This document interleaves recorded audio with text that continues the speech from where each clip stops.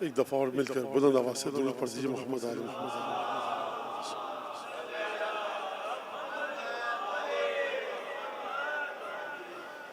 اعوذ باللہ من الشیطان الرجیم، بسم اللہ الرحمن الرحیم۔ الحمد للہ الذی جعل الحمد مفتاحا لذکرہ وسببا للمزید من فضلہ ودلیلا علی علائہ وعظمتہ، ثم الصلاة والسلام على عبده وامین وحیہ وخاتم رسلہ سیدنا ومولانا بالقاسم محمد اللهم صل على محمد وعلى أهل بيته الطيبين الطاهرين الذين أذهب الله عنهم الرجس وطهرهم تطهيرا۔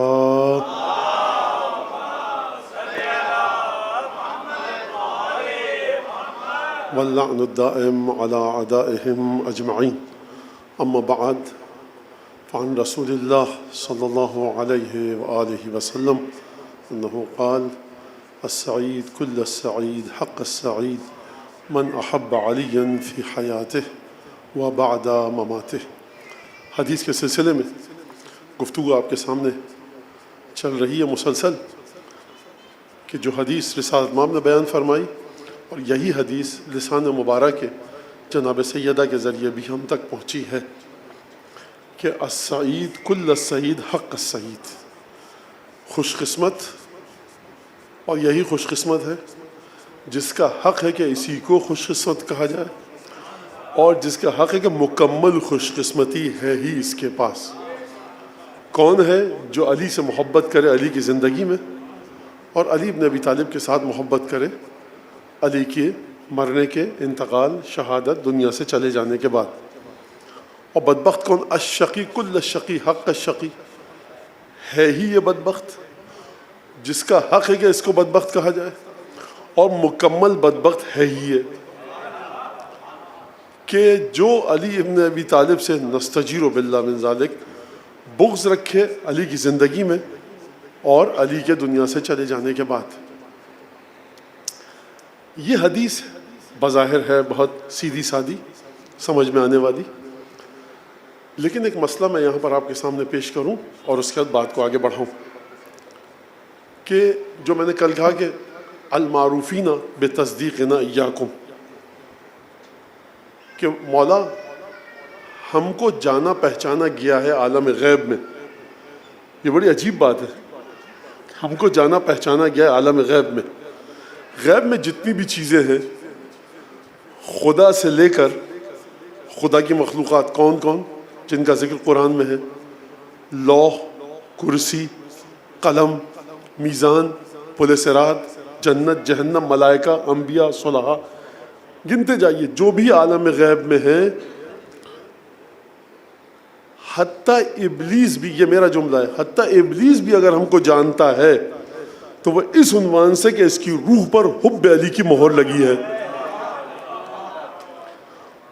اور اس جملے کو جوڑوں اگر میں چھٹے امام کے ایک جملے سے جو اصول کافی میں ہے، کہ مولا نے فرمایا اپنے ایک صحابی کو دیکھ کر کہ دیکھو ابلیس کو تم سے کام ہے، بقیہ لوگوں سے کوئی کام نہیں ہے، فارغ ہو چکا ہے۔ یعنی ابلیس بھی جب آ کے بہکائے گا آپ کو تو ڈھونڈتا ہے کہ کس کی روح پر حب علی کی مہر ہے۔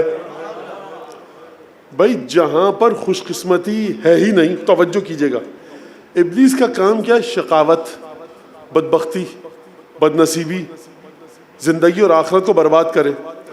جس کی زندگی اور آخرت پہلے سے برباد ہے، ابلیس اپنی انرجی ضائع کیوں کرے؟ لہٰذا امام نے فرمایا کہ دیکھو کام تم سے ہے ابلیس کو، کیونکہ جو ہمارے دشمن ہیں ان سے فراغت پا چکا ہے۔ لہٰذا عالم غیب میں جتنا شیطان کو بھی شامل کیجئے، تو وہ جو دیکھتا ہے وہی کہتا ہے کہ حب علی ابن ابی طالب کے مہر۔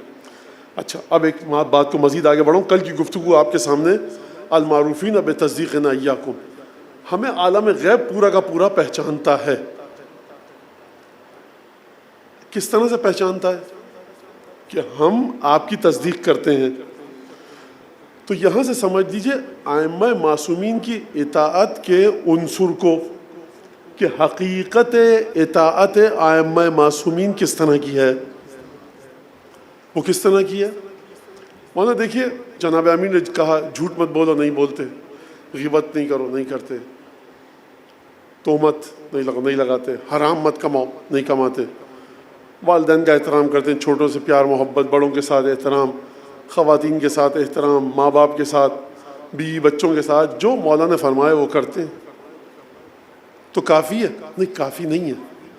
دل کو ٹٹولو کہ حب علی ابن ابی طالب کس مقدار میں ہے. یہ اطاعت رنگ اس وقت لائے گی کہ جب حب امیر المومنین اپنی مطلوبہ مقدار تک پہنچے گا. لہٰذا معصومین کے سلسلے میں خدا کا آپ سے اطاعت چاہیے، لیکن صرف اطاعت نہیں چاہیے، شدت حب علی ابن ابی طالب چاہیے. اس بات کو خوب غور سے سمجھیے گا. نوجوان بچے بیٹھے ان کے لیے مثال دے دوں، پہلے بھی دے چکا ہوں. آپ گئے مرج تقلید کے پاس، کا حضور یہ مسئلہ تھا، آپ کی تقلید کرتا ہوں، 2 لاکھ 5 لاکھ 10 لاکھ خمس دیا تھا اس طرح سے، 5 لاکھ 6 لاکھ جتنا بھی خمس دیا اس طرح سے. مرجے کہا اس طرح سے دیا تھا؟ جی. غلط دیا تھا؟ تو اس مسائل میں اس کے خلاف لکھا ہے، پیسہ ضائع گیا تمہارا، دوبارہ دو. اب یہ مومن مرج تقلید کو جو دل میں آئے گا وہ تو اللہ ہی جانتا ہے کہ کیا کیا کہے گا. کہے گا میاں اب کیا کریں، دوبارہ خمس نکال دوں گا، کیا کریں، مرجے کہہ رہا ہے. آپ نے خوب برے برے خیالات آئے، آپ نے خمس لیکن دے دیا، خمس ادا ہو گیا. اب ذرا حب کے معیار کو سمجھیے.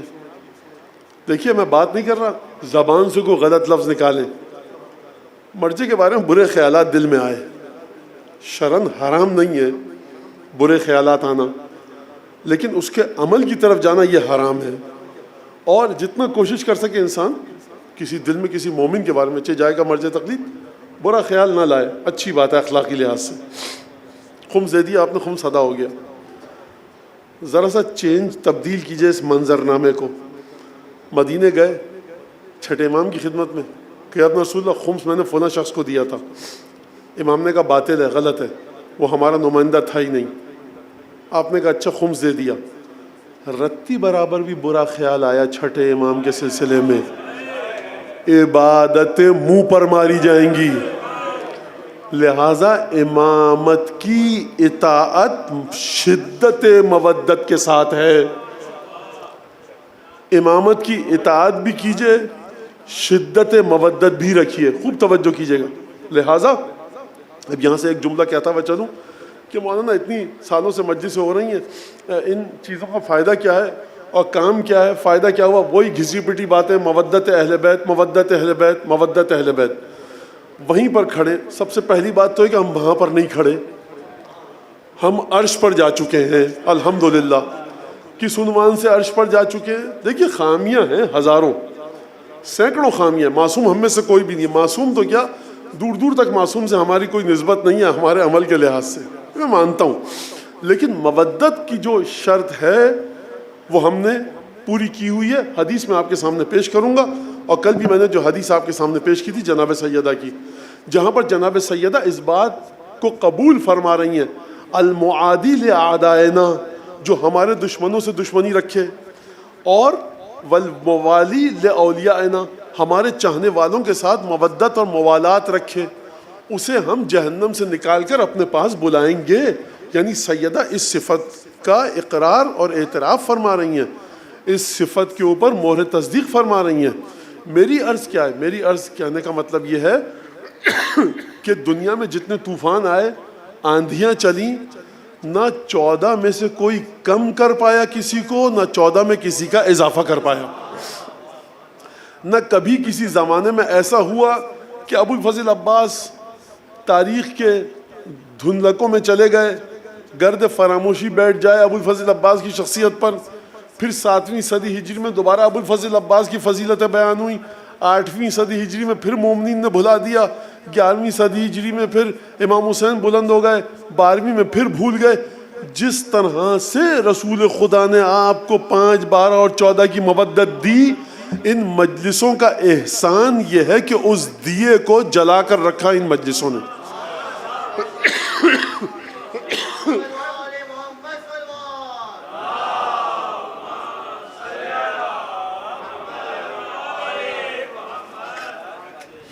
لہٰذا اس بات کو سمجھیے آپ کہ مجلسوں کا کام کیا ہے۔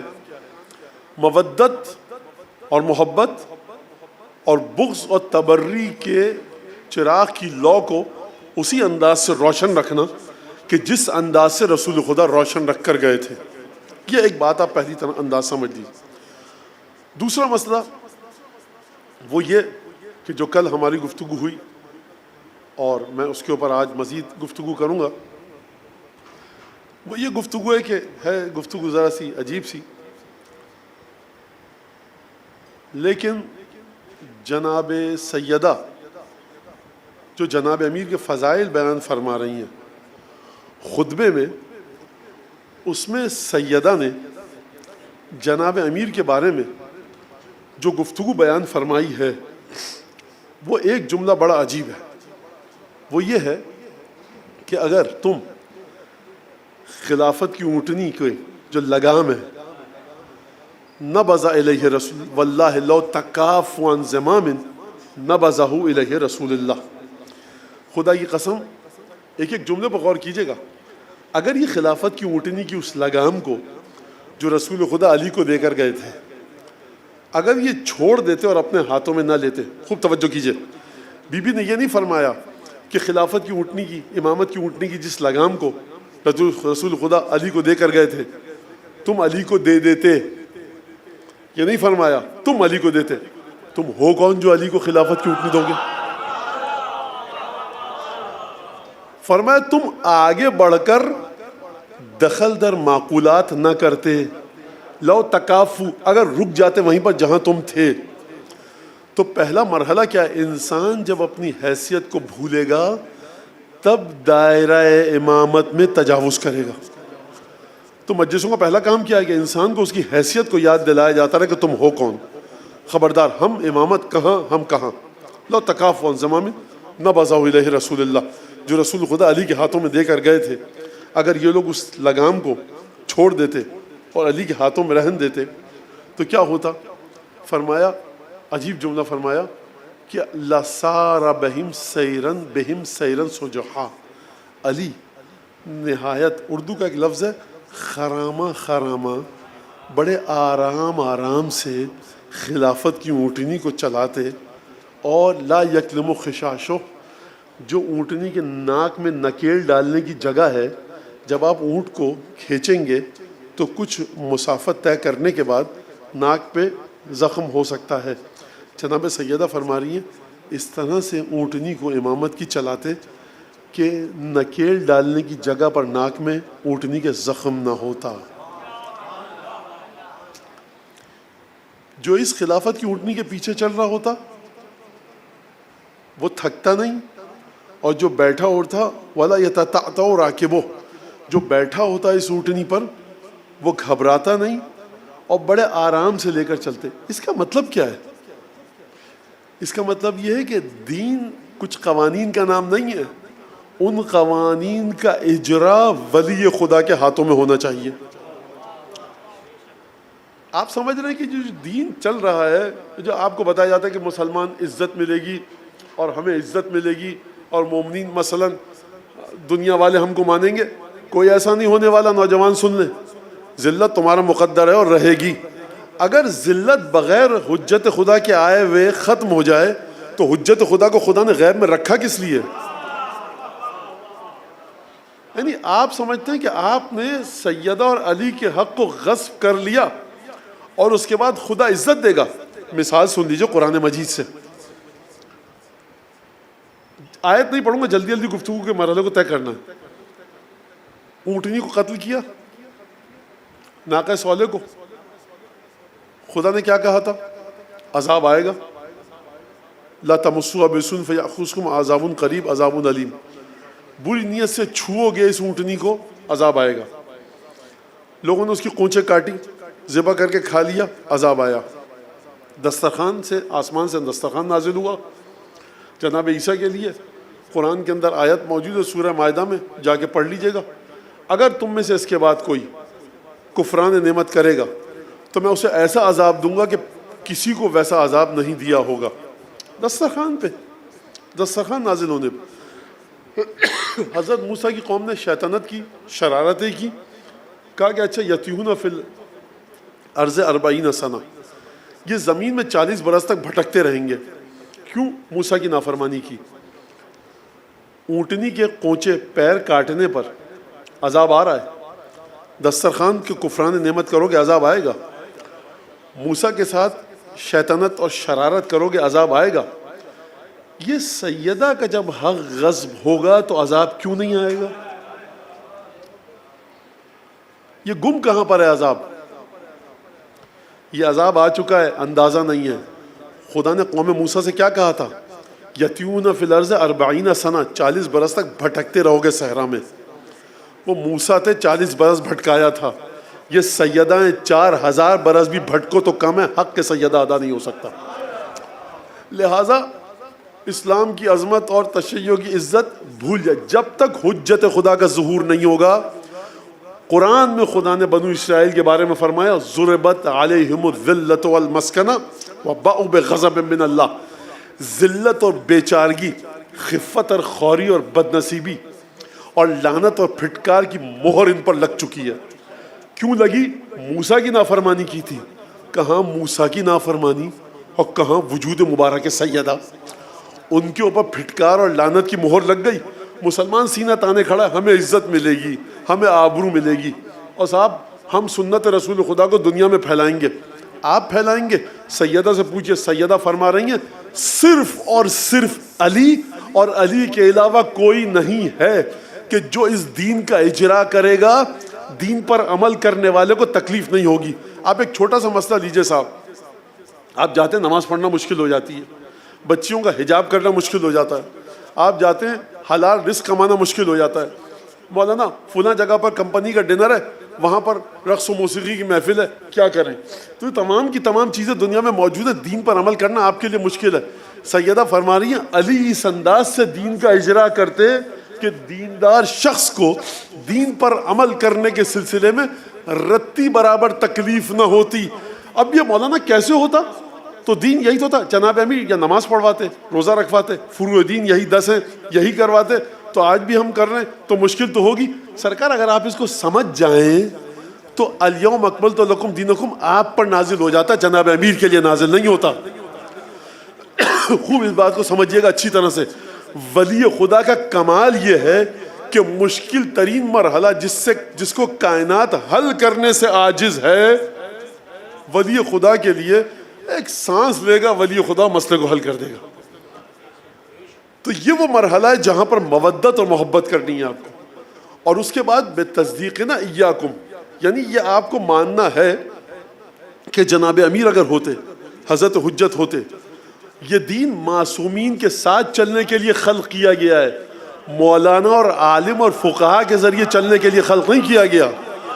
توجہ فرمائیے گا، خداوند ہاں چھٹے امام نے فرمایا لولا ہؤلاء لندرست آثار النبوہ، اگر زرارہ، محمد ابن مسلم، ابان ابن تغلب، یہ تمام کے تمام لوگ نہ ہوتے ان جیسے تو کیا ہوتا؟ یونس ابن عبد الرحمن، زکریا ابن آدم، اگر یہ لوگ نہ ہوتے ہمارے جد کے آثار مٹ جاتے۔ جڑ اور بنیاد امام معصوم ہے، اور امام معصوم کے ذریعے دین پھیلے گا، امام معصوم کے ذریعے دین کی اتباع ہوگی۔ تو مولانا اب کیا کریں؟ یہ دین غلط ہے، دین صحیح ہے، دین میں کوئی خامی نہیں ہے، لیکن اب اس نقص کا خیال رکھیے ہمیشہ جو حجت خدا کی غیبت کی وجہ سے ہے۔ یہ دین مکمل نہیں ہے۔ یہ دین مکمل کب ہوگا؟ جب ولی خدا اس دین کو چلائے گا۔ الیوم اکملت لکم دینکم واتممت علیکم نعمتی ورضیت لکم الاسلام دینا، جناب امیر کی ولایت کے ذریعے پورا ہوا ہے۔ سیدہ کیا فرما رہی ہیں غدیر کی تشریح کے سلسلے میں کہ اگر تم علی کو دین چلانے دیتے تو یہ نہ ہوتا۔ اب علی کو ہٹا دیا، اب سیدہ کا وعدہ سنیے۔ یہ سیدہ کا وعدہ نہیں ہے، خدا کی مشیت ہے۔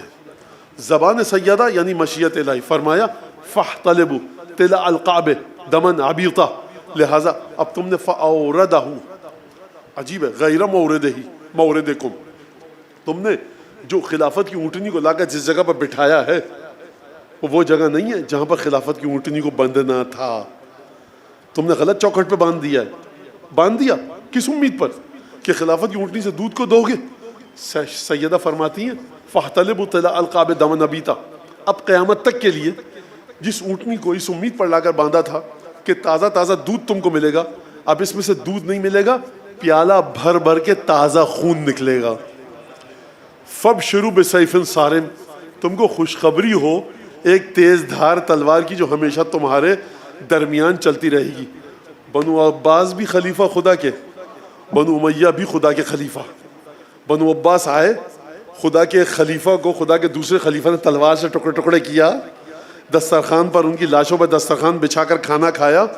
وہ بھی خلیفۃ المسلمین, یہ بھی خلیفۃ المسلمین. اگر غیر مسلم آ کر پوچھے کہ یہ خلافت ہے کیا چیز جو کبھی بنو عباس بنو امیہ کو قتل کر رہے ہیں, کبھی بنو امیہ بنو عباس کو قتل کر رہے ہیں, اور اس کے بعد صاحب وہاں جائیے ایک بادشاہت, وہاں جائیے ایک بادشاہت, وہاں جائیے ایک عجیب سلسلہ, تو یہ خدا کی مرضی ہے کس تخت و تاج کے پاس؟ علی بن ابی طالب امیر المومنین.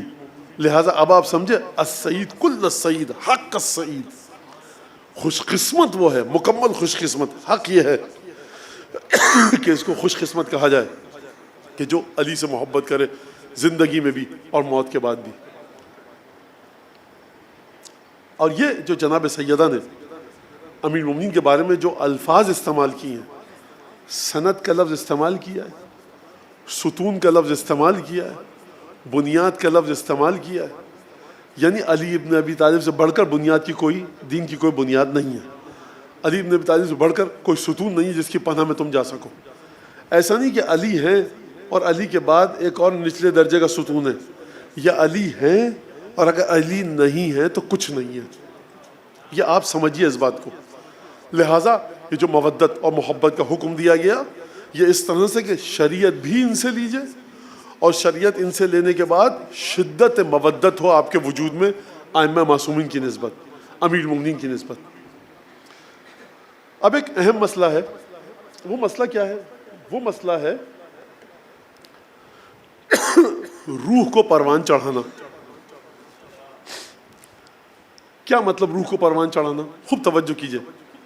اصلا معصومین کی جو تصویر ہے, جو معصومین کی نورانیت ہے, جو شکل و شمائل ہیں, وہ اصلا حدیثوں میں جا کر دیکھیے, آپ کی روح میں جتنی بھی ترقی ہوگی ایمان اخلاق کردار کے لحاظ سے, وہ سب کا سب صدقے میں ہے 12, 5 اور 14 کے.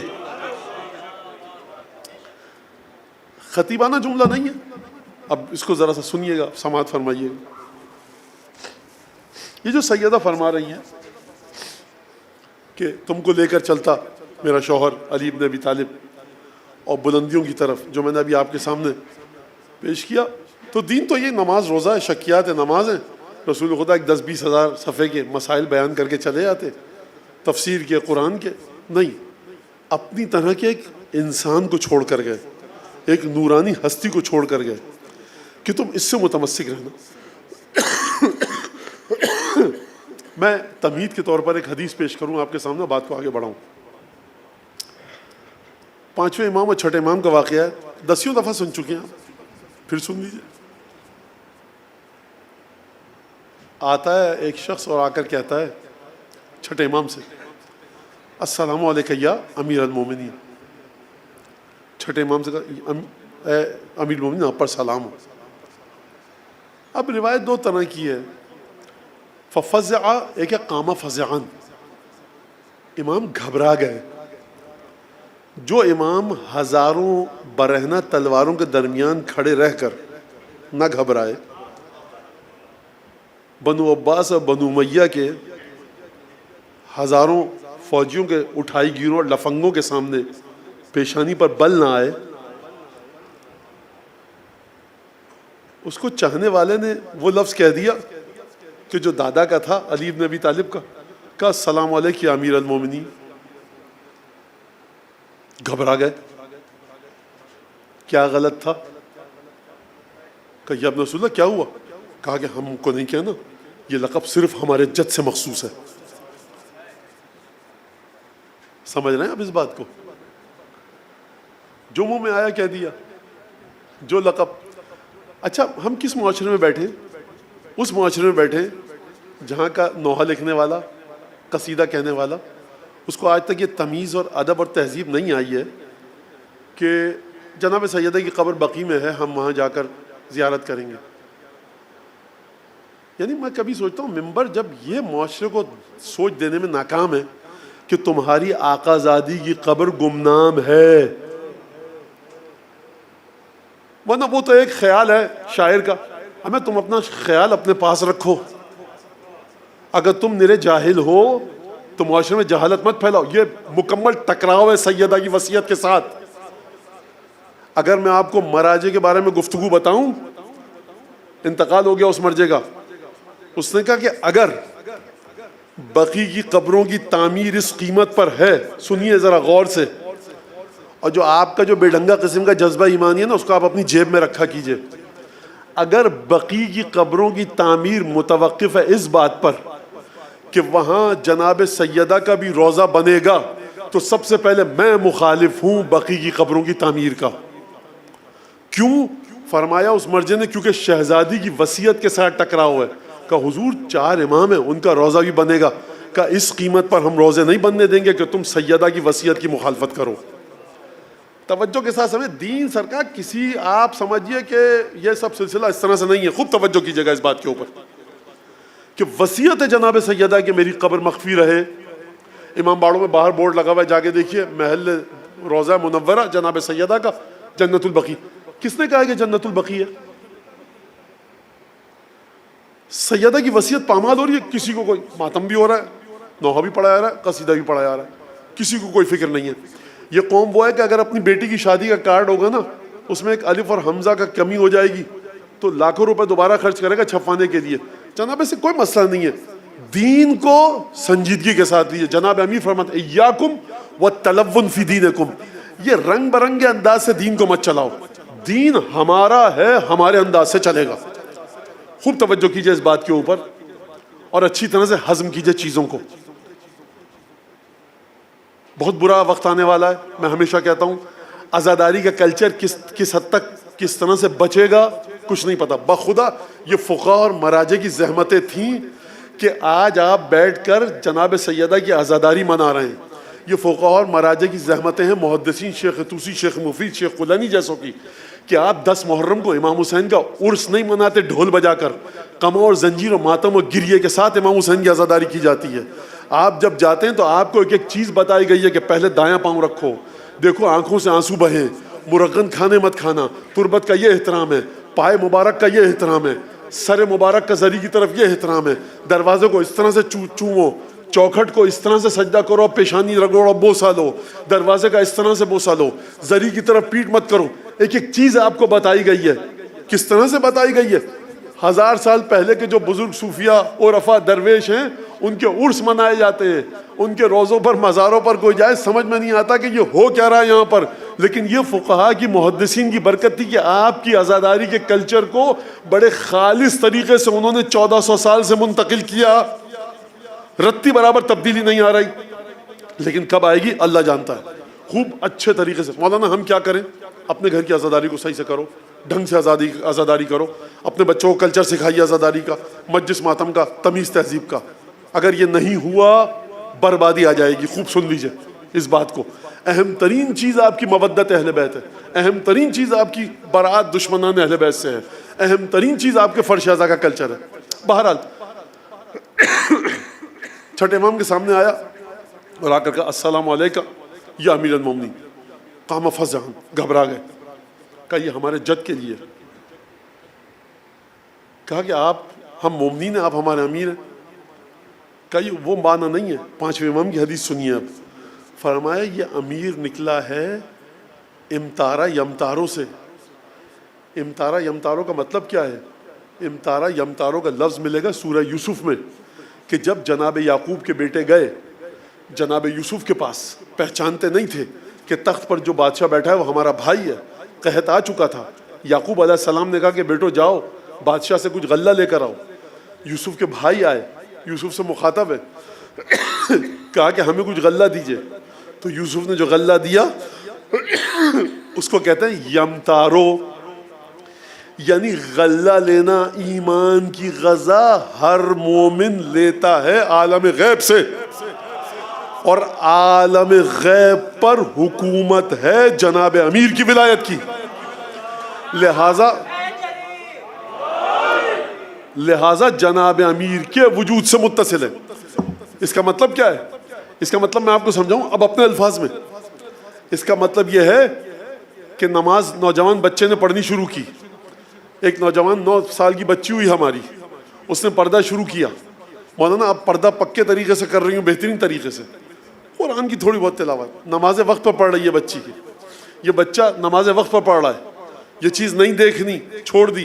یہ چیز نہیں سننی, چھوڑ دی. اس کے ساتھ دوستی دین بگاڑے گی, چھوڑ دیا. مولانا ایمان آ رہا ہے. کیسے؟ مولانا عمل کر رہے ہیں. عمل تو بہت سے لوگ کر رہے ہیں. یہ تم عالم غیب میں علی بن ابی طالب سے متصل ہو. یہ جو تمہاری روح پروان چڑھ رہی ہے, امامت کا سب سے بنیادی ترین کردار یہ ہے کہ پروردگار عالم سے نورانیت کو لے کر آپ کی روح کو عالم غیب میں داخلے کے قابل بنائے. اگر نہ ہو آپ کی روح کا تعلق جناب امیر سے, رگڑتے رہو پیشانی, چکر کاٹتے رہو کعبے کے ارد گرد. 30 دن فاقہ رکھو, اچھی بات ہے, صحت کے لیے اچھا ہے. صبح کو اٹھا کرو, اٹھک بیٹھک کیا کرو, برا نہیں ہے صحت کے لیے. لیکن روح ترقی کرے گی علی بن ابی طالب سے اتصال کے بعد. لہذا فرمایا ایمان کی غذا ہمارے جد دیتے ہیں. یہ ہوئی روح کی ترقی. آپ مومن گھرا ہوا ہے نور اہل بیت میں, اگر مان لیا تو بہت اچھی بات ہے, نہیں مانا اب میں کیا کہوں سرکار, میری اوقات نہیں ہے اس سے آگے کی میں بات کر سکوں. 5ویں امام راوی آتا ہے, کہتا ہے ابن رسول اللہ یہ آپ کی حدیثیں سمجھ میں نہیں آتی, یہ کیا سے مشکل ہے بڑی حدیث ہے. امام نے فرمایا, 5ویں امام نے, امام محمد باقر علیہ السلام,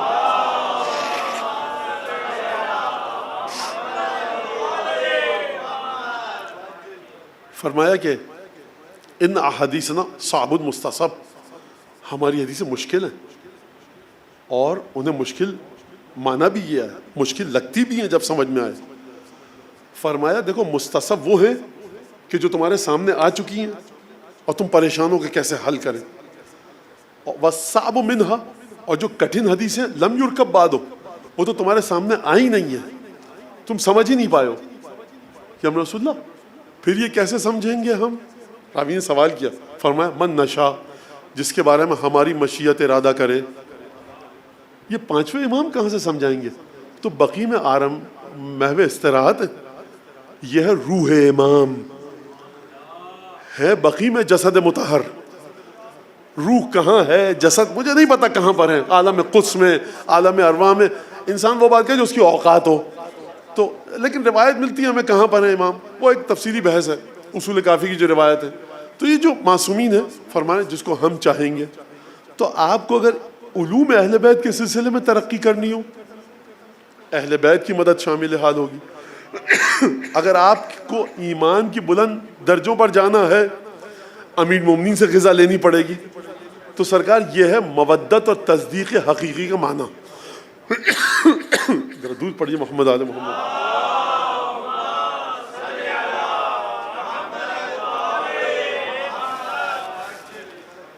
کہ یہ جو آپ سے کہا گیا دعا عہد پڑھو, زیارت عاشورہ پڑھو, یہ تمام کی تمام چیزیں پڑھو. اچھا دنیا میں آپ نے عمل کیا, وہاں محنت کی, توسل کیا, حدیثیں سمجھ میں آئیں. وہ آپ نے کہا تھا نا حدیث جو مجلس میں بتایا تھا, تو ہم نے اس فارمولے پر عمل کیا. کچھ نہ کچھ حدیثیں پڑھنے لگے, کچھ سمجھ میں آئیں, کچھ نہیں آئیں, بہرحال کچھ تو ترقی ہوئی. وہاں آپ نے کہا تھا نا کہ وہ مولا امیر مومنین کے ذریعے ہماری روح پروان چڑھتی ہے, تو ہم نے جناب امیر سے توسل کیا, ائمہ سے توسل کیا, تو الحمدللہ جن برائیوں میں تھے اب ان برائیوں سے نکل گئے. ایمان کی ترقی ہے یہ, اس میں کوئی شک نہیں ہے. مسئلہ حل ہو گیا؟ نہیں.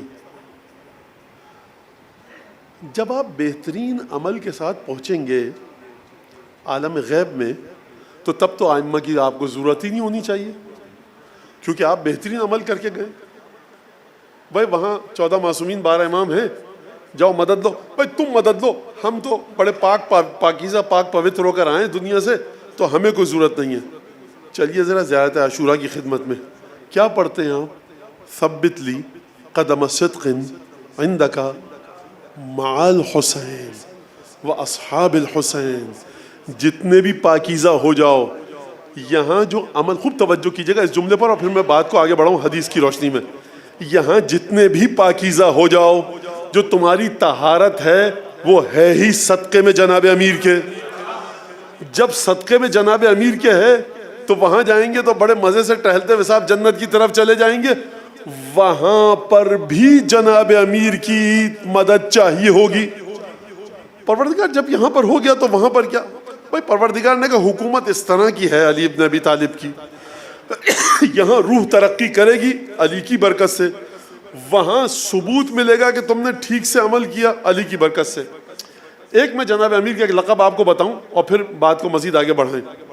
جناب امیر کا ایک لقب ہے قائد الغر المحجلین۔ یہ غر المحجلین کیا ہے؟ محجلین جمع محجل کی۔ گھوڑا، فرس، اسب جو سیاہ یا گہرے بھورے رنگ کا ہو، اس کی پیشانی پر سفید نشان ہوتا ہے اور سموں سے اوپر سفید نشان ہوتا ہے۔ ہم اردو میں چاروں کو پیر کہتے ہیں گھوڑے کے، لیکن عربی میں آگے کے جو پیر ہیں ان کو ہاتھ کہا جاتا ہے، پیچھے کے پیروں کو پیر کہا جاتا ہے۔ تو جو چاروں ہاتھ پیر یا چاروں پیر ہوں گے گھوڑے کے، سیاہ یا بھورے رنگ کا، سموں سے اوپر جو سفیدی ہے اور جو اس کی پیشانی پر سفیدی ہے، یہ خوبصورتی کی علامت ہے۔ خوبصورت گھوڑے کی قیمت بڑھ جاتی ہے فرس کی، تو اسے کہتے ہیں محجل۔ امیر المومنین ہیں قائد ان کے، امیر المومنین نعوذ باللہ فرس کے قائد ہیں۔ معصوم سے پوچھا گیا اس کا مطلب کیا ہے؟ زیارت میں آیا ہے یہ تو جملہ۔ فرمایا معصوم نے کہ جس طرح سے گھوڑے کے چاروں ہاتھ پیروں پر سفیدی اور پیشانی پر سفیدی اس کی خوبصورتی کی علامت ہوتی ہے، دور سے دکھتا ہے، قیامت میں جو تم وضو کرتے ہو تو تمہارے پیروں کا مسح اور ہاتھوں پر جو پانی ڈالتے ہو اور جو سر کا مسح اور سر پر جو پانی ڈالتے ہو، یہ اس طرح سے چمکے گا کہ جس طرح سے گھوڑے کے سموں پر وہ سفیدی چمکتی ہے۔ یہ چمکے گی کیوں؟ کیونکہ یہ محبت امیر المومنین کی بنیاد پر وضو کیا گیا، یہ وہاں دکھائے گی۔ سب وضو تو اچھا خوب رک جائیے، اصلی بات اب آنے والی ہے۔ جب وضو کر لیا، چمک رہا ہے، تو داروغہ جنت سے کہیے، دربان جنت سے، مجھے جانے دو میاں، دیکھو چمک رہا ہے سب کچھ۔ نہیں، زیارت فرمایا، زیارت فرمایا قائد الغر المحجلین، وضو کی علامتیں چمک رہی ہیں، نورانیت دکھ رہی ہے، لیکن قیادت اور رہبری اور قائد اس دنیا میں بھی علی ہی ہوں گے۔ لاکھ وضو کے اعضاء چمکیں، جب تک علی ابن ابی طالب کے ہاتھوں میں ناسیہ نہیں آئے گا جنت میں نہیں جا سکتے۔ لہذا اچھا اب آپ سمجھیے قائد کسے کہتے ہیں؟ رہبر کو، لیڈر نہیں سرکار۔ قائد کا باریکی کے ساتھ معنی دیکھیے، عربی میں قائد کہتے ہیں ڈرائیو کرنے والے کو۔ قادہ یقودو یعنی یہ گاڑی ڈرائیو کر رہا ہے، یعنی کیا مطلب؟ آپ کا عمل جتنا ہی پاکیزہ کیوں نہ ہو، قبضہ تسلط میں جب تک علی ابن ابی طالب کے نہیں آئے گا نتیجہ نہیں دے سکتا۔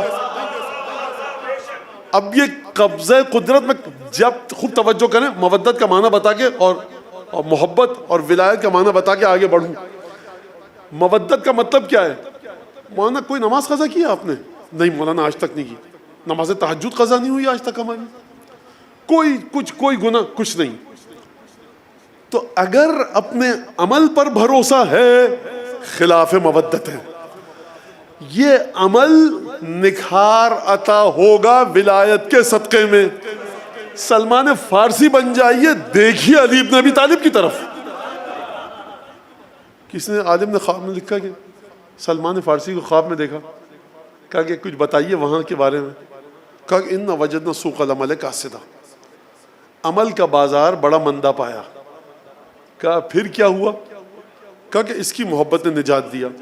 کہا کس کی محبت نے؟ سلمان نے اشارہ کیا. کہا اس کی، وہ جو وہاں کھڑا ہے. تو خواب دیکھنے والا کہتا اب جو میں نے دیکھا تو علی بن ابی طالب کھڑے تھے. رسالت میں آپ تشریف لاتے تھے فجر کی نماز کے بعد اور اپنے اصحاب سے کہتے تھے کہ کوئی خواب دیکھا ہے تو بتاؤ کوئی خواب دیکھا ہے تو.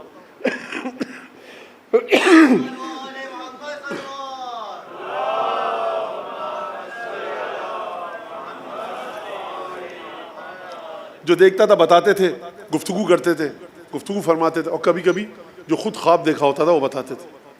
ایک دن آئے، فجر کی نماز پڑھائی، بیٹھے، تشریف فرما ہوئے اور کہا کہ خواب دیکھا کس نے کچھ نہیں بتایا. کہا کہ میں نے کل خواب دیکھا ہے. کہا کس کو دیکھا؟ کہا کہ حمزہ اور جعفر طیار کو خواب میں دیکھا. کون ہے یہ حمزہ اور جعفر طیار؟ جن کے بارے میں سورہ احزاب فرما رہی ہے کہ من المؤمنین رجال صدقوا ما عاهدوا اللہ علیہ. مومنین میں سے کچھ مرد ایسے ہیں جنہوں نے جو وعدہ خدا سے کیا تھا سچ کر دکھایا. جناب امیر فرماتے ہیں روایت کے مطابق یہ آیت نازل ہوئی ہے کس کے بارے میں؟ میرے بارے میں، میرے بھائی جعفر طیار کے بارے میں، میرے چچا حمزہ کے بارے میں، چچا زاد بھائی عبیدہ کے بارے میں. 4 لوگوں کے بارے میں یہ آیت نازل ہوئی ہے. اچھا، یہ جناب جعفر طیار اور حمزہ وہ ہیں جن کے بارے میں آیت نازل ہوئی. اور جناب حمزہ اور جعفر طیار کی منزلت یہ ہے، جب فتح خیبر ہوئی، خبر آئی علی نے، وہ تمام واقعہ آپ کو پتہ ہے. پھر آئے، جعفر طیار بھی آئے، ہجرت سے واپس آئے، مسافرت سے واپس آئے. تو رسول خدا نے فرمایا لا ادری، مجھے نہیں سمجھ میں آ رہا میں کیا کہوں. جعفر کو دیکھ کر زیادہ مجھے خوشی ہو رہی ہے یا فتح خیبر کی وجہ سے خوشی ہو رہی ہے؟ آپ سمجھیں جعفر طیار کو. تمام کے تمام اصحاب پیغمبر میں صرف ایک ہستی ہے جعفر طیار کہ جو جنت میں پروں کے ذریعے جہاں چاہیں جا سکتے ہیں. دوسرا ایک تو چچا ہے کس کا؟ جناب سید الشہداء کا، اور دوسرا بھائی ہے سید الشہداء کا حضرت ابو الفضل. 2 ہستیاں. یہ جعفر طیار یہ ہے. نماز جعفر طیار ملی ہے، معمولی ہستی نہیں ہے جعفر طیار. یعنی اگر ہم کہیں رسول خدا کے شاگردوں میں، علم لینے والوں میں، رسول خدا کے پیچھے جو نماز پڑھتے تھے ان میں جناب امیر کو ہٹا کر تو 2 ہستیاں ہیں نہایتی بزرگوار، عظیم المرتبت، الفاظ عاجز ہیں جن کا ذکر کرنے سے. ایک حمزہ، دوسرے جعفر طیار. سلمان مقداد باہر کی بات ہے سرکار، بات کی میں بات کروں جعفر طیار اور حمزہ کی. یہ وہ 2 ہستیاں ہیں واقعا جن پر ممبر سے بڑا ظلم ہوا ہے، ہم گفتگو نہیں کر پاتے. اور جناب جعفر طیار اور حمزہ کی منزلت یہ ہے کہ قیامت میں جناب نوح کی تبلیغ کی گواہی جو لے کر خدا کو دیں گے وہ جعفر طیار اور حمزہ ہیں. یہ ان کی منزلت ہے. کہا کہ میں نے کل جعفر طیار اور حمزہ کو خواب میں دیکھا کہ بیٹھے، طبق رکھا ہے انجیر کا، اور جیسے ہی انہوں نے کھانا چاہا وہ رطب میں، خرما میں، کھجور میں تبدیل ہو گیا، اور یہ دونوں خرما کھا رہے ہیں. میں نے کہا بتاؤ دنیا میں اگر آ جاؤ یا سب سے اچھا عمل کیا جی چاہتا ہے تمہارا کہ تم انجام دو؟ کہا کہ ایک تو عبادت کریں خدا کی، دوسرا یہ کہ خدا کے راستے میں انفاق کریں، اور تیسری چیز جو ہمارا جی چاہتا ہے دنیا میں آئیں وہ علی بن ابی طالب کی محبت کی وجہ سے.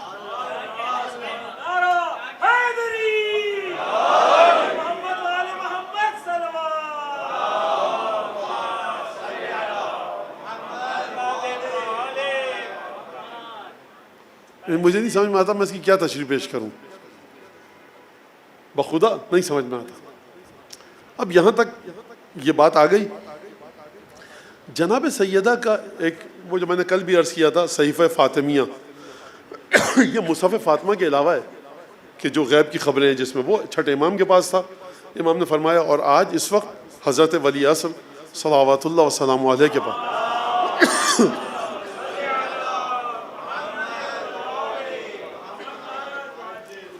وہ امام زمانہ کے پاس. جناب سیدہ سے روایت ہے کہ احب من دنیاکم ثلاث، 3 چیزیں ہیں. احب من دنیاکم ثلاثا یا حبب الی من دنیاکم ثلاث. اب دونوں کے ترجمے میں ذرا سا کچھ فرق ہے، لیکن بہرحال مجھے جو چیز تمہاری دنیا میں اچھی لگتی ہے وہ 3 چیزیں ہیں. ایک تو یہ کہ تلاوت القرآن، قرآن کی تلاوت کروں، والنظر فی وجہ رسول اللہ، رسول خدا کے چہرہ انور کی زیارت کروں، اور تیسری چیز الانفاق فی سبیل اللہ،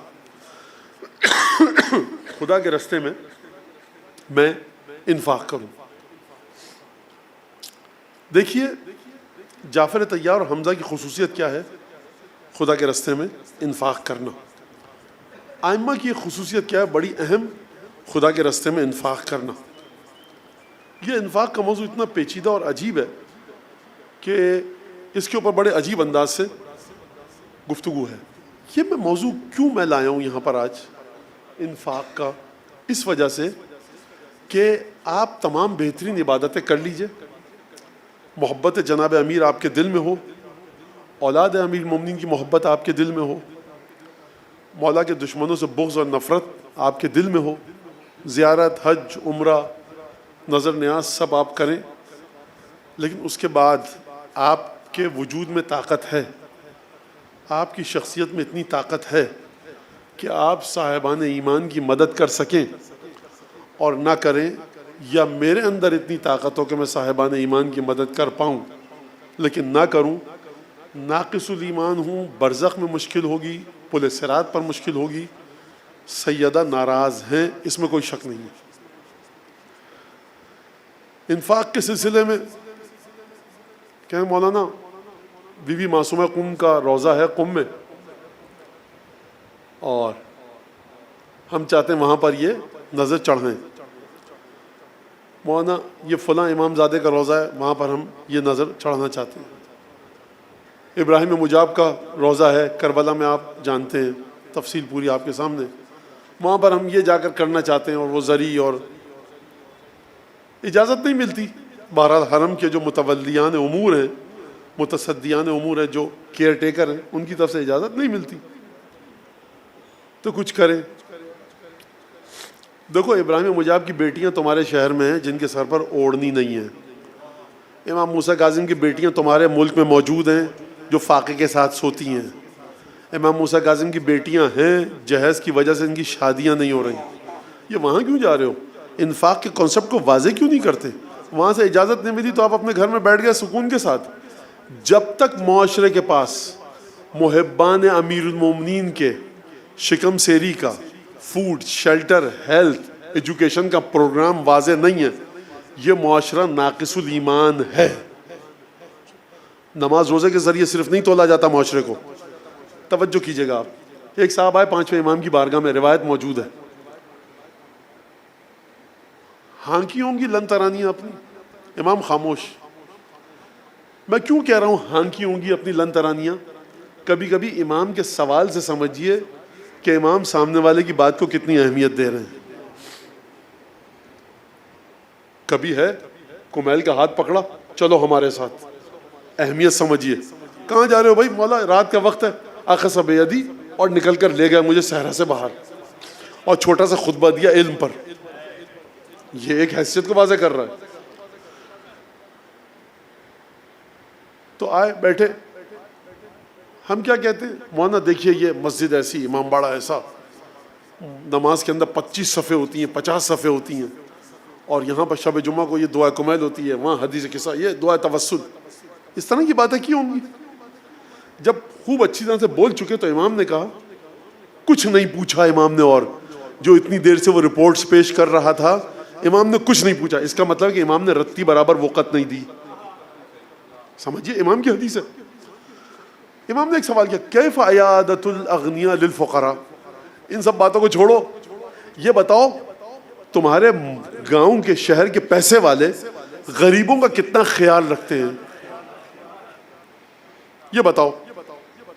کہا کہ فَلْيَعْتَفْ غَنِيُّكُمْ عَلَى فَقِيرِكُمْ وَلْيُعِنْ قَوِيُّكُمْ ضعیفکم، تم میں جو طاقتور ہے اسے چاہیے کہ تمہارے گاؤں شہر میں جو کمزور ہیں ان کی مدد کرے، اور تم میں سے جو پیسے والا ہے اسے چاہیے کہ وہ خیال رکھے اس کا کہ جس کے پاس پیسہ نہیں ہے۔ یہ ائمہ کی ایک روش ہے، یہ ائمہ کے کلچر ہے جو ائمہ چاہتے ہیں کہ اس معاشرے میں آئے۔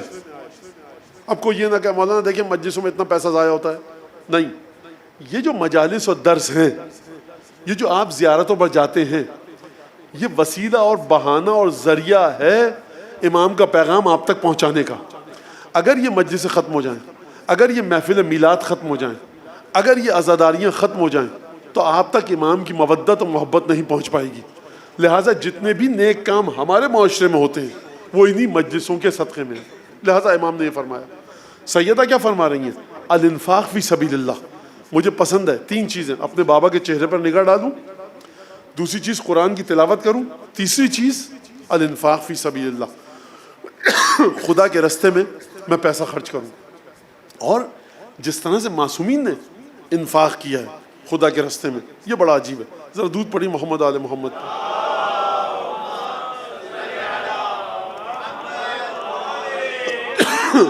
اچھا، اب یہاں پر یاد رکھیے گا کہ کبھی کبھی، بلکہ کبھی کبھی میں نے غلط کہا، قضائے حاجت مومن، کسی مومن بھائی کی حاجت کو، ضرورت کو پورا کرنا مستحبات میں اس سے بڑھ کر کوئی شے نہیں ہے۔ تلاوت قرآن سے افضل ہے، نماز شب سے افضل ہے، آپ کے دعا پڑھنے سے افضل ہے، اگر آپ اپنے مومن بھائی کی حاجتوں کو پورا کر رہے ہیں۔ چھٹے امام کے پاس دعاؤں کا ذخیرہ ہے، چوتھے امام کے پاس دعاؤں کا ایک ذخیرہ ہے۔ یہ جو راتوں کو اٹھ کے اپنے کندھے پر روٹیوں کا گٹھر لاد کر لے کر جا رہے ہیں، اور جو فٹ پاتھ پر چورنگیوں پر چوراہوں پر غریب سو رہے تھے مدینے میں، ان کے سرانے چپکے سے رات کی تاریکی میں روٹیاں رکھ رہے ہیں۔ کیوں رکھ رہے ہیں؟ مولا گھر میں بیٹھیے، دعائیں پڑھیے، آپ اذکار کیجئے، اپنے کسی شاگرد سے کہیے۔ کہا کہ نہیں، یہ کام میں خود کروں گا۔ زہری نے دیکھا امام سجاد کو، کہا کہ رسول اللہ کہاں جا رہے ہیں؟ کہا ایک سفر درپیش ہے، اس کے سامان کی تیاری کے لیے جا رہا ہوں۔ رات کو دیکھا، کہا کہ اچھا، کہا کہ کہاں کا سفر؟ طویل ہے، لمبا ہے، یعنی میرے بعد میں بتائیں گے۔ صبح ہوئی، ملاقات کی، کہا کہ یا رسول اللہ آپ تو سفر پہ جا رہے تھے، تو ابھی تک مدینے میں؟ کہا سفر آخرت کی بات تھی۔ اور کہاں جا رہے تھے مولا؟ روٹیاں اور کھجوروں کا گٹھر لے کر اپنی پشت پر وہاں لے کے جا رہے تھے۔ بات سمجھیے اس بات کو۔ جب نا رسول اللہ ہمارے محلے میں، گاؤں میں ایک شخص ہے، آپ کو نہیں مانتا، کافر ہے، آپ کے نانا کو نہیں مانتا، آپ کے جد کو نہیں مانتا، لیکن انفاق کرتا ہے، کھانا کھلاتا ہے، لوگوں کی ضرورتوں کو پورا کرتا ہے، مہمانداری کرتا ہے، مہمان نواز ہے، گھر میں آتا ہے کوئی تو اس کو اچھی طرح سے جو ہے صدقہ خیرات کرتا ہے، ثواب ملے گا اسے؟ کوئی؟ امام نے کہا نہیں، اسے ثواب نہیں ملے گا۔ بھائی دیکھیے، اب کوئی بچہ کا یہ کیسے ہو گیا مولانا، اس کی آسان سا جواب ہے، جب آپ مان ہی نہیں رہے کسی کو تو اس سے توقع کیوں رکھ رہے ہیں کہ برزخ میں جا کر وہ مجھے ثواب دے؟ آپ مان ہی نہیں رہے، آپ مانتے ہی نہیں ہیں، کہتے سب جھوٹ ہے، ڈھکوسلا ہے، تو مجھ سے کیوں توقع رکھ رہے ہیں؟ پاسپورٹ رکھ لیجئے، زیارت پہ جانا۔ ارے مولانا پاسپورٹ کیا، سب فضول چیزیں ہیں۔ قبلہ کوئی طریقہ ہے، پاسپورٹ نہیں ہے، یہ آگے نہیں جانے دے رہے۔ اور جب آپ نہیں مانتے تو خود حل کیجئے مسئلے کو۔ آپ کے تو کہا گیا تھا پاسپورٹ رکھیے گا اپنے پاس۔ خیر، جب اس کو کوئی ثواب نہیں ملے، کہا نہیں ثواب نہیں ملے گا۔ کہا پھر؟ کہا ایک چیز ملے گی، خدا اس کے مرنے کے بعد دنیا میں اس کافر کے بچوں کو رسوا نہیں ہونے دے گا اور فقیر نہیں ہونے دے گا۔ کافر کے ساتھ یہ ہے، یاد رکھیے گا، دولت کو بچا کر جاتا ہے انسان، میرے مرنے کے بعد بچوں کے کام آئے، نہیں آ سکتی کام جب تک خدا نہ چاہے۔ بہترین طریقہ بچوں کے اچھے مستقبل کا یہ ہے کہ جس حد تک آپ انفاق کر سکتے ہیں، البتہ بچوں اور بیوی کا، والدین کا حق غصب کر کے نہیں۔ بہت سے بچے شکایت کرتے ہیں مولانا ہمارے والد اپنے بھتیجے بھتیجیوں کا، بھانجے بھانجیوں کا زیادہ خیال رکھتے ہیں، اور ہماری تعلیم پر توجہ نہیں ہے، ہمارے لباس پر توجہ نہیں ہے، ہمارے کھانے پینے پر توجہ نہیں ہے، گھر سے باہر خرچ کر رہے ہیں، یہ شرعاً جائز نہیں ہے، شرعاً غلط ہے۔ توضیح مسائل میں مسئلہ موجود ہے کہ اگر آپ کے مال زیادہ آ رہا ہے، آپ اپنے بیوی بچوں کو آسائش دیجئے، آرام فراہم کیجئے، بیوی بچوں کے اہل و عیال کے حقوق کی ادائیگی کے بعد جو مال ہے اب اس کے بعد انفاق کیجئے۔ سیدہ کی برکت شامل حال ہوگی، آپ کے مرنے کے بعد سیدہ کی برکت آپ کی اولاد کے ہاتھوں کو تھامے گی۔ یہ آپ اچھی طرح حدیثوں کا خلاصہ یہ ہے۔ اچھا، اب چلیے اس بی بی کا رتی برابر حق ادا کرنے کی کوشش کی جائے۔ میں نے کیا آپ کو زحمت دی؟ روح کو پروان چڑھاتی ہے ولایت۔ ذرا ایک درود بھیجے محمد آل محمد۔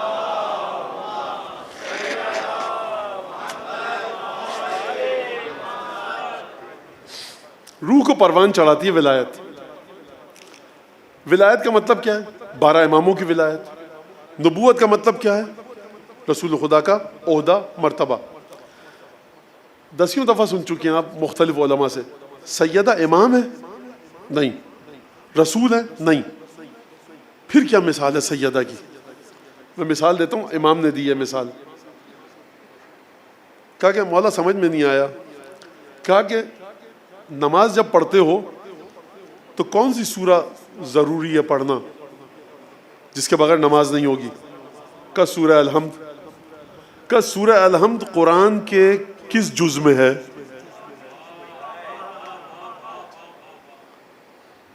کسی سپارے میں نہیں ہے، لیکن نماز اس کے بغیر باطل ہے۔ تو ولایت سیدہ ایسی ہے کہ جس طرح فاتحۃ الکتاب، جب تک آپ فاتحۃ الکتاب سورہ فاتحہ نہیں پڑھیں گے تلاوت ناقص رہے گی۔ کسی پارے میں مت ڈھونڈیے، کسی جز میں مت ڈھونڈیے، یہ حقیقت ایسی ہے کہ نہ سمجھنے کے باوجود اس مقام پر ہے کہ رسالت سے بھی متصل کرتی ہے، امامت سے بھی متصل کرتی ہے۔ اور معجزہ ذات سیدہ کا یہ ہے، خوب توجہ۔ اچھا، سیدہ کا معجزہ کہوں، خدا کا کہوں، خدیجہ کا معجزہ کہوں، رسالت مآب کا، مجھے نہیں پتا سرکار۔ معجزہ سیدہ کی ذات کا یہ ہے کہ اس جامع بشری میں ہے، اس حیات بشری میں ہے کہ جس حیات بشری میں کوئی امام نہیں بن سکتا، اس حیات بشری میں جس میں کوئی رسول نہیں بن سکتا۔ کس حیات بشری میں ہے؟ حیات بشری نسواں میں ہے، مستورات میں ہے۔ آج تک کوئی مستور نہ نبی بنی نہ امام بنی، لیکن معجزہ یہ ہے کہ امامت کے ہم پلہ ہیں، جزو نبوت ہے۔ یہ معجزہ ہے، نہیں سمجھ میں آ سکتا، اب کہاں پر رکھیں گے؟ وہی چیز جو شوہر نامدار کے سلسلے میں ہوئی۔ فارسی شاعر ہے، شعر کہتا ہے، وہ یہ کہتا ہے امیر المومنین کے بارے میں، نہ بشر توانمش گفت، نہ بشر توانمش خواند، نہ خدا توانمش گفت۔ علی کے بارے میں کروں تو کیا کروں؟ خدا کہہ نہیں سکتا، انسان لگتا نہیں ہے۔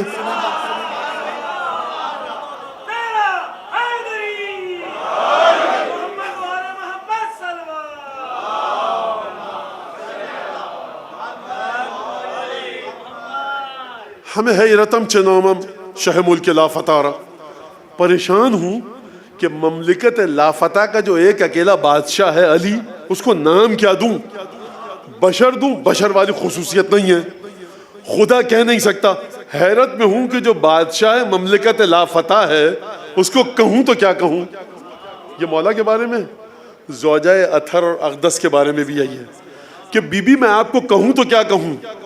اگر معجزات دیکھوں تو رسالت والے، اگر کمالات و فضائل دیکھوں تو ہم پلہ ولایت، لیکن نہ امام ہیں نہ نبی ہیں۔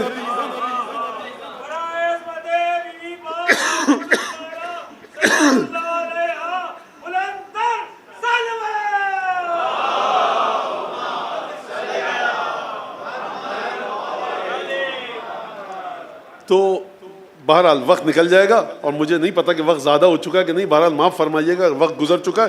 میں یہ زیارت پڑھوں اور اس کے بعد ختم کر دوں اس بات کو. بی بی کی زیارت ہے کہ جو نقل ہوئی ہے مفاتی میں بھی آپ دیکھ سکتے ہیں جا کر. یا ممتحنتو، اے وہ خاتون، اے وہ بانوئے اطہر، اے وہ بی بی، اے وہ مستور، اے وہ خاتون کہ جس کا امتحان لیا گیا. اچھا نکتہ ایک اور زیارت میں ہے، بی بی کا نام نہیں دیا گیا یہاں پر، بذات خود بی بی کو مخاطب کر کے یہ لقب دیا گیا، آپ کا امتحان لیا گیا. امتحنک اللہ الذی خلقک قبل ان یخلقک. بی بی، خدا نے آپ کا امتحان اس وقت لیا اس سے پہلے کہ آپ کو خلق کرتا آپ کا امتحان لیا. فوجدک لما امتحنک صابرۃ. خدا نے جب آپ کا امتحان عالم قدس میں لیا تو آپ کو اس امتحان پر صبر کرنے والا پایا. میں دو باتیں کہوں آپ کی خدمت میں اور بات کو آگے بڑھاؤں. امتحان کی شرط یہ ہے کہ شعور ہو، سمجھ ہو، آگاہی ہو، عقل ہو، علم ہو. ہم اور آپ جب اس دنیا میں آتے ہیں 6 سال کے ہوئے کوئی شعور نہیں ہے، 7 سال کے ہوئے کچھ نہیں پتا. مجلسوں میں جاتے تھے آپ فلاں علامہ کی، مولانا 12 سال کے تھے کچھ یاد نہیں ہے. اچھا فلاں علامہ صاحب کی مجلس میں آتے تھے، مولانا 18-20 سال کے تھے، جو گاڑی ثقیل باتیں ہوتی تھی وہ یاد نہیں ہے. ان کی مجلس یاد ہے، جی مولانا وہ 30 سال کے تھے، اچھے سمجھ میں آتی تھی تو ان کی مجلسیں یاد ہے. یہ ہمارا شعور ہے. بی بی کے بارے میں کیا کہا جا رہا ہے؟ ادراک، فہم، بینش، آگاہی، معرفت. اس سے پہلے کہ خدا آپ کو خلق کرتا خدا نے آپ کا امتحان عالم غیب میں لیا تھا. تو کہاں کوئی آ کر سرکار شہزادی کی نالین سے اگر گرد جھڑ جائے تو خدا کے ولی بنا دے وہ گرد. فرمایا عجیب ہے جملہ، قبل ان یخلقک فوجدک لما امتحنک صابرۃ. خدا نے آپ کا امتحان لیا اور آپ کو صابر پایا. کیا امتحان سیدہ کا تھا؟ یہ جملہ یہ نہیں کہہ رہا کہ آپ کو خوش پایا، آپ امتحانات میں کامیاب ہو گئیں. فرمایا صابرتن. جب معصوم کہیں کہ ہماری دادی نے صبر کیا،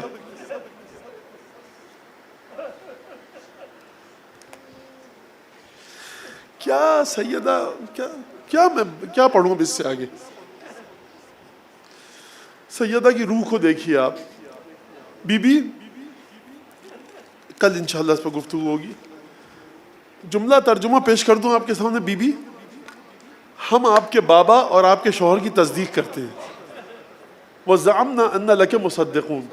ہم یہ سمجھتے ہیں بی بی کہ ہم آپ کے بابا اور آپ کے شوہر کی تصدیق کرتے ہیں، لہٰذا ہم نے جو ان کی تصدیق کی ہے. بی بی اگر آپ یہ سمجھتی ہیں کہ ہم آپ کے بابا کی رسالت پر ایمان کے سلسلے میں سچے ہیں اور آپ کے شوہر علی بن ابی طالب کی ولایت کے سلسلے میں سچے ہیں، تو بی بی آپ سے درخواست ہے کہ آپ مجھ کو اپنے بابا سے ملحق کیجئے اور اپنے شوہر سے ملحق کیجئے. ہمارے عقیدے کے مطابق صرف جناب امیر المومنین ملحق نہیں کرتے، روح کو پروان نہیں چڑھاتے. سیدہ کی ولایت روح کو پروان چڑھاتی ہے. یہ مقام اور عظمت اس بی بی کا ہے. اس سے پہلے کہ خدا خلق کرتا خداوند تبارک و تعالیٰ نے امتحان لیا تھا. کس انداز سے امتحان لیا تھا؟ اصول کافی کی روایتوں کو پڑھیے، جا کر قرآن کی آیات کو پڑھیے. 95 دن، 75 دن، 40 دن سیدہ نے گزارے. آپ مجلس میں آتے ہیں نا، کوئی خطیب ذاکر آدھا گھنٹہ مصائب پڑھے، 20 منٹ مصائب پڑھے، 25 منٹ پڑھے، اس کے بعد آپ میں سکت اور رمق نہیں رہتی گریہ کرنے کی. 95 دن بی بی کے بارے میں کیا ملتا ہے روایت میں؟ باقیت العین، مسلسل آنکھوں سے آنسو بہتے رہتے تھے.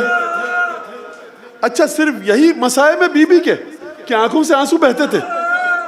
میں ایک جملہ بتاؤں آپ کو, دیکھیے مصائب کی مدد سے مصائب کو سمجھیے. جب مولا حسین رخصت کے لیے آئے ہیں نا اور جا رہے تھے, کٹھن مرحلہ ہے, حسین مرنے جا رہا ہے. مقتل میں سنتے ہیں نا آپ, بچوں کو حوالے کیا بی بی کے. ابھی جو خبر آئے گی تو زبان ہاتھ, بہن سنبھالنا ان کو. جب ذوالجناح خالی آئے گا بچوں کے دل پر سنبھالنا. میں ایک جملہ کہوں آپ سے, آپ یہ 95 دن مجھے کوئی تفصیلی گفتگو بتائیے حضرت امام مجتبیٰ کی, آقا حسین کی, بی بی زینب کی کوئی گفتگو تفصیل کے ساتھ مجھے بتائیے. جناب زینب کے ساتھ کوئی گفتگو نہیں ہے. میں جواب دوں اس کے اپنی عقل کے مطابق. گفتگو اس لیے نہیں ہے کہ جب یہ ننھے ننھے شہزادے اور شہزادی اپنی ماں کو دیکھ رہے ہیں کہ خمیدہ کمر کے ساتھ چل رہی ہے, آنکھوں سے آنسو بہ رہے ہیں, بچوں میں طاقت نہیں تھی ماں سے گفتگو کرنے کی. میں کہوں گا آقا آپ کے پاس بہن تھی بچوں کے حوالے کرنے کے لیے, فاطمہ اپنے بچوں کو کس کے حوالے کرے؟ مدینے کے شیوخ آئے, یا علی ان فاطمہ تبکی لیلا و نہارا.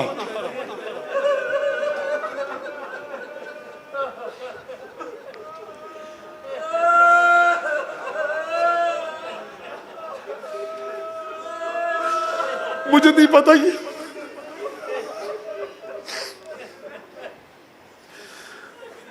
کس دل سے یہ علی ابن ابی طالب نے جملہ سنا, جگر پھٹ گیا ہوگا مولا کا. یا علی فاطمہ سے کہیے یا رات کو رویا کرے یا دن کو رویا کرے. بشریت قیامت تک کے لیے تماچے مارے اگر حیا ہو.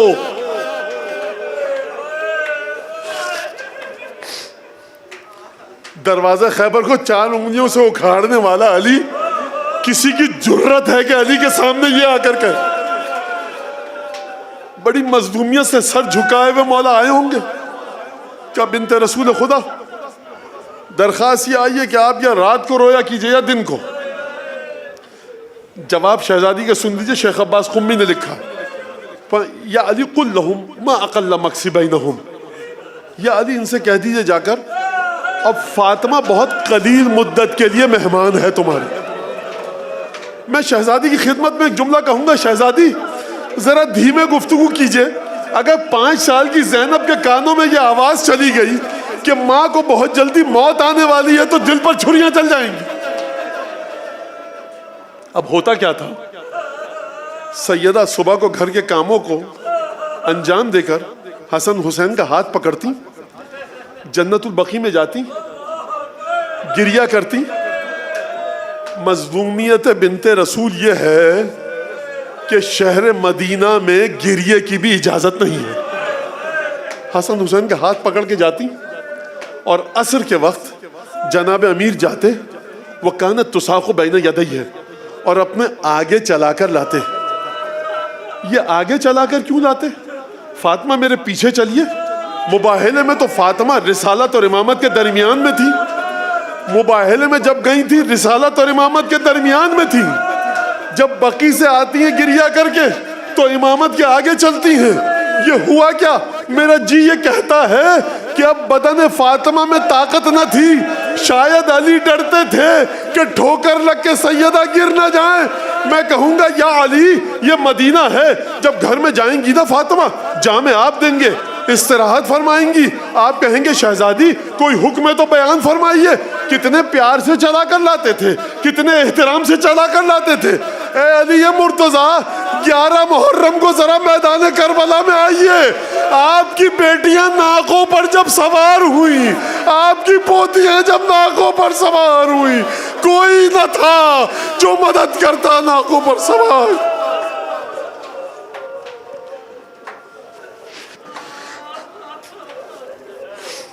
اللهم كن لوليك الحجة ابن الحسن صلواتك عليه